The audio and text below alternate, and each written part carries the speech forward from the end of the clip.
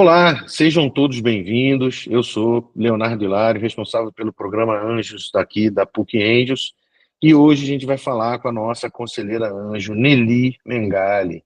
Tem mestrado e doutorado em educação pela PUC de São Paulo, tem experiência em modelagem de negócios sustentáveis e disruptivos, fã da cultura de dados, muita experiência nesse assunto, desde a ideação até a internacionalização de produtos.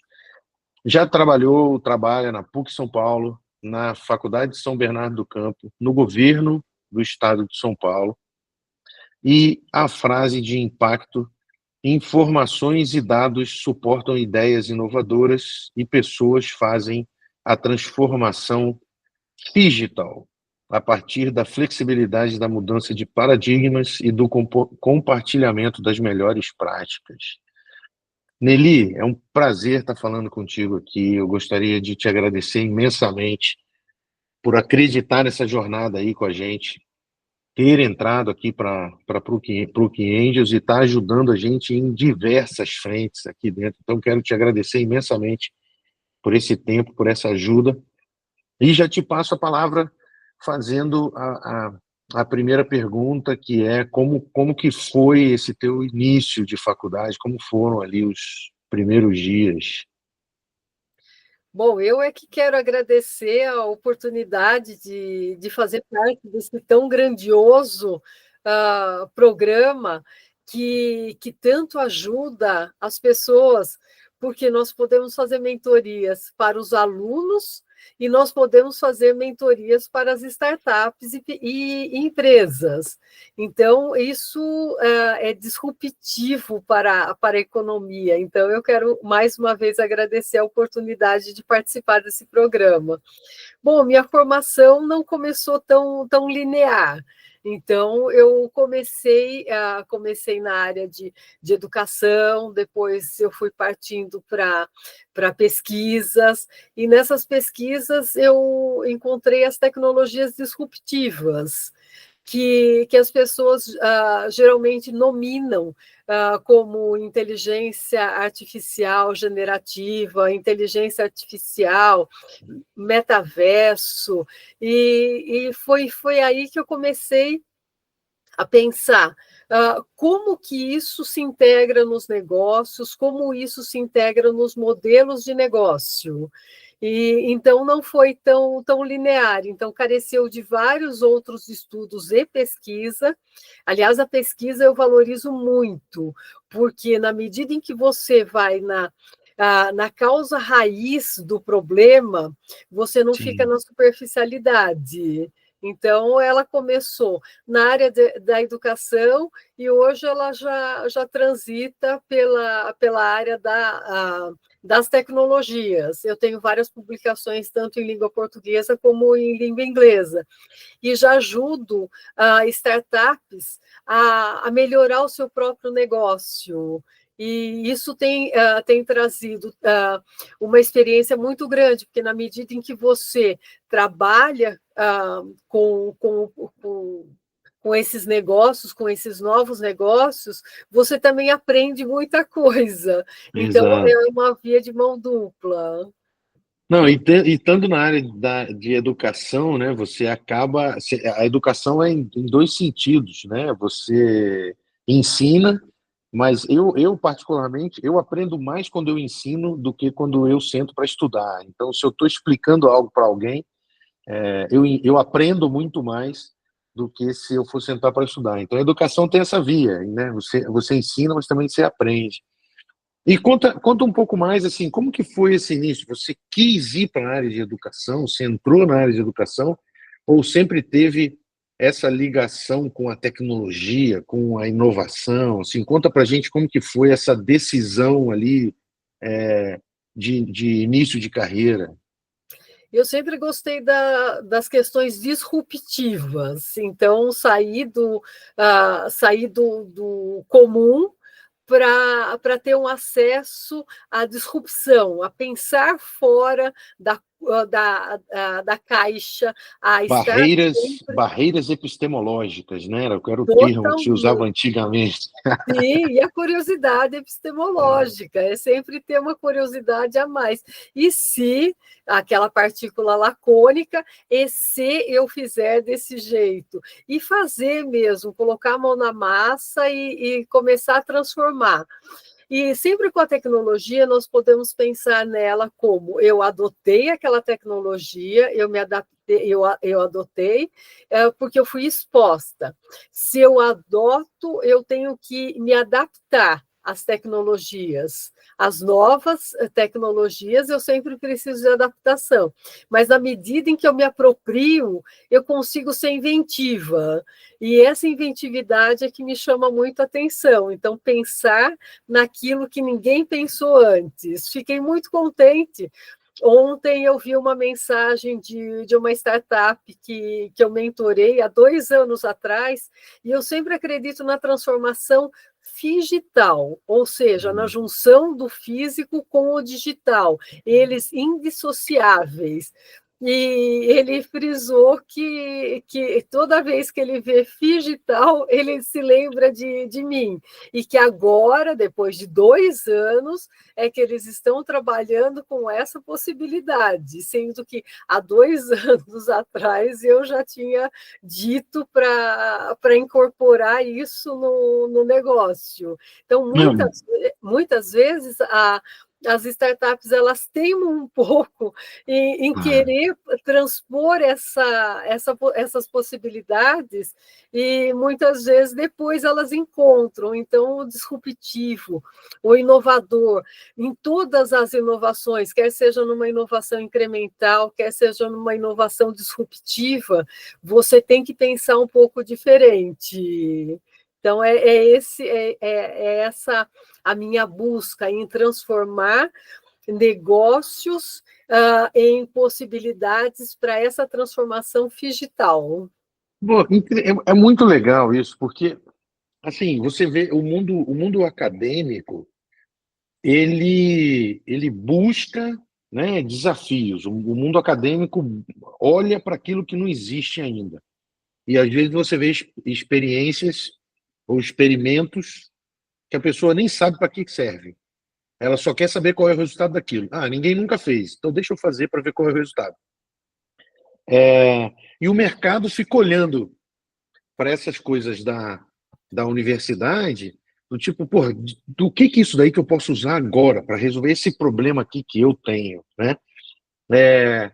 E pelo que eu vejo, a senhora está transitando entre os dois ali. Conta um pouco mais dessa experiência. Como é ter essa cabeça do mundo acadêmico de buscar o que não existe, mas ao mesmo tempo ter essa super noção de mercado, do tipo, como fazer agora isso virar algo que seja útil para, né, para a empresa, para a startup. Eu achei bem interessante essa sua colocação aí, né, bem no meio desses dois mundos, assim. E eu estou na área acadêmica, eu estou ministrando aulas, e eu percebo que muitas vezes os alunos querem uma resposta mais pronta, eles não querem realmente a criação da solução digital. Então, quando que você cria uma solução digital? Quando você tem um problema. Então, você tá na área da pesquisa, e você tem que validar o seu problema com aquela solução.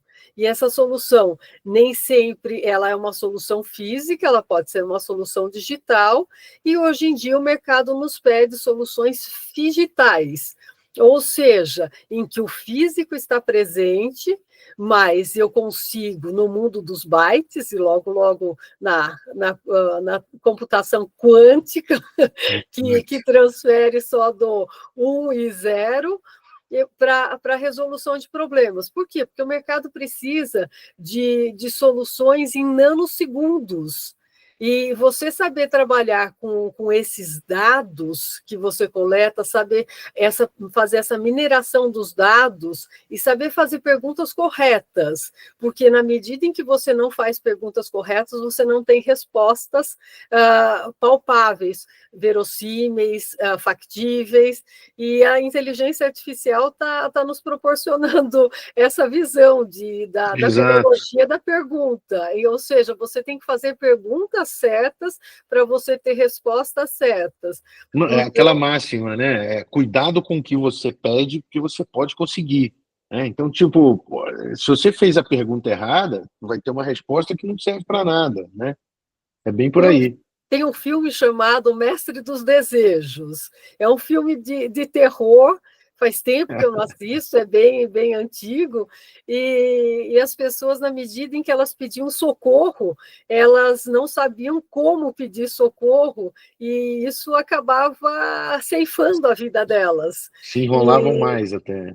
isso, e nos negócios é isso que acontece. Se você não sabe a que caminho seguir, quais são as perguntas a fazer, e o mais importante de tudo é você sempre validar dados com instituições de ensino superior que realmente sejam voltadas para validar o seu negócio. Por quê? Porque nem sempre o seu negócio é um negócio que tem que seguir em frente. Muitas vezes você precisa pivotar. Exato. E entendo que pivotar, você tem uma instituição de ensino superior com mestres e doutores que podem validar a sua solução por meio da pesquisa. Então, a Sim. transformação digital, ela começa com pessoas, mas nós ainda precisamos da academia para validação para o mercado, para aquele selo da instituição para a solução que estamos criando para o mercado. Às vezes nem precisa ser uma. Porque normalmente quando fala assim, parece que é, é um laboratório, é um piloto, vai desenvolver algo, levar para um túnel de vento. Não, às vezes você chegando, tendo contato com a academia e usando todas as teorias que deveriam ser aplicadas por aquele seu negócio, só com essa visão acadêmica, teórica, vamos colocar assim, você já pode ter uma noção. Você não precisa nem ir para o laboratório. Só um estudo teórico dizendo, olha, você errou aqui e aqui começou a tua sequência de erros.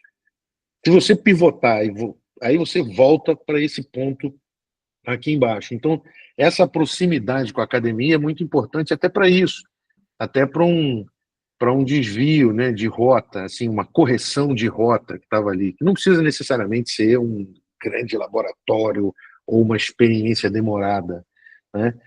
Bem interessante. Deixa eu te pedir uma. Mas você precisa ter o seu roadmap, você Isso. precisa ter a sua estrada, você precisa ter um mapa que você Saber para onde trilhou. vai, né? Isso, para você não ter que, a todo momento, começar a voltar como Sísifo voltava com a pedra dele para o início.